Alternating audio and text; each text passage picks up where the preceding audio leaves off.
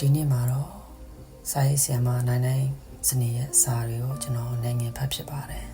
။အဲ့ဒီစာတွေထဲမှာကျွန်တော်အာရုံဖြစ်စေတဲ့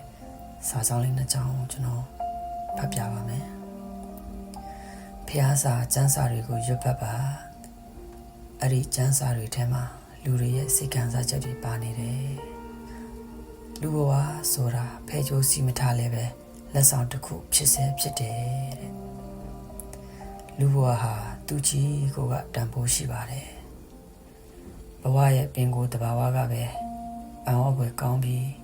လက်ဆောင်တစ်ခုဖြစ်နေပါပြီကျွန်တော်တို့ရရှိတဲ့ဒီဘဝမှာခံစားခွင့်ချစ်ခွင့်ရှုမြင်ခွင့်ကြားနာခွင့်ကြည်ပြင်းခွင့်နာကျင်ခွင့်စတဲ့တွေ့ကြုံအလုံးဟာဘဝဆိုတဲ့လက်ဆောင်ထဲမှာပါဝင်နေတဲ့အရာတွေဖြစ်ပါတယ်ဒါတွေကိုရရှိနေခြင်းကိုကကျေးဇူးတင်ထိုက်ပါတယ်